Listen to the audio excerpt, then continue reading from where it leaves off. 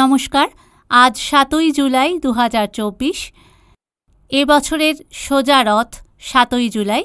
সকলকে জানাই রথযাত্রার আন্তরিক প্রীতি, শুভেচ্ছা ও অভিনন্দন। আজকে আমি উপাসনা চক্রবর্তী চেষ্টা করব রথযাত্রার ইতিহাস সম্পর্কে কিছু কথা বলার।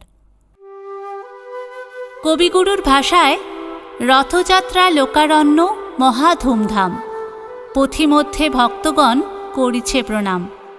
পথ ভাবে আমি দেব, রথ ভাবে আমি, মূর্তি ভাবে আমি দেব, হাসেন অন্তর্যামী।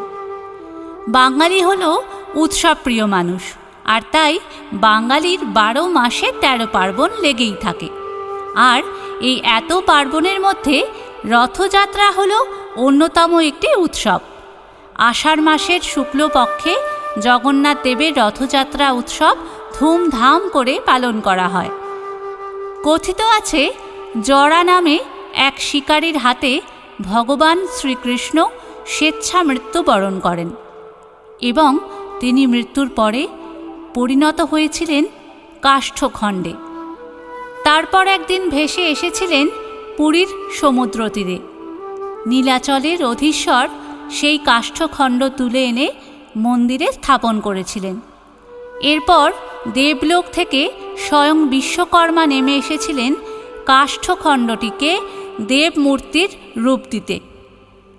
তাঁর শর্ত অনুযায়ী মূর্তি না নির্মাণ হওয়া পর্যন্ত মন্দিরের দ্বার বন্ধ রাখতে হবে। কিন্তু অনেক মাস হয়ে যাওয়ায় রাজা অধৈর্য হয়ে সেই শর্ত লঙ্ঘন করে মন্দিরের দ্বার উন্মুক্তভাবে দেখেন মূর্তি নির্মাণকারী উধাও এবং মূর্তি অসম্পূর্ণ।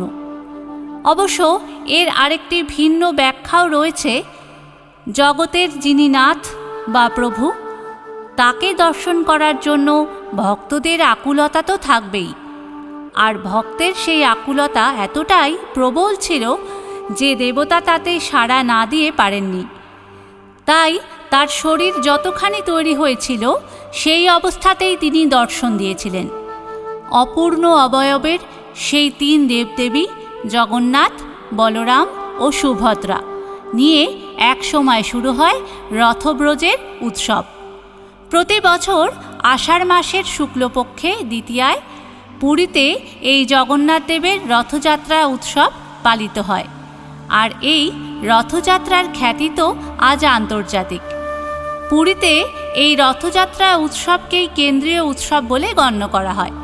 পুরীর জগন্নাথ দেবের রথের নাম নন্দীঘোষ, বলভদ্রের রথ হল তালধ্বজ, আর সুভদ্রার রথের নাম হল দর্পদলন।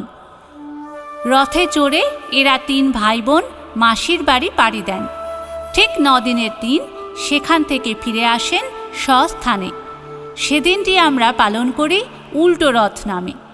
রথের রশিতে টান দিয়ে সকল ভক্তগণ পুণ্য অর্জন করেন। আমাদের দেশের নানা জায়গায় সোনা, রূপো, পিতল, লোহার মতো বিভিন্ন ধাতুর নির্মিত রথ আছে। তেমনি আবার কাঠ, পাথর ও শোলার রথও দেখা যায়। রথের বিগ্রহ ও রথযাত্রার সময়ের ভিন্নতাও বড় কম নয়। পারিবারিক রথযাত্রায় যেমন কুলদেবতাকে রথে বসানো হয়, সর্বজনীন রথযাত্রায় সাধারণত জগন্নাথ, বলরাম, সুভদ্রাই রথারূঢ় হন। আমাদের প্রতিবেশী রাজ্য নেপালে আবার কুমারী পুজো উপলক্ষে রথযাত্রা পরিণত হয়েছে ধর্মীয় উৎসবে। সেখানে রথে একজন কুমারী মেয়েকে বসিয়ে রাজার নির্দেশে রথ টানা হতো। আবার এদিকে শ্রীরামপুরের মাহেশের রথ ও ইস্কনের রথযাত্রাও খুবই পরিচিত। শ্রীরামপুরে মাহেশের রথযাত্রা উপলক্ষে ১ মাস রথের মেলা চলতে থাকে। সবশেষে এটাই বলার, এই সকল দেবতা আমাদের কল্পিত নানা রূপধারী দেবতা। সেই রূপের কাছেই আমরা সমর্পণ করি।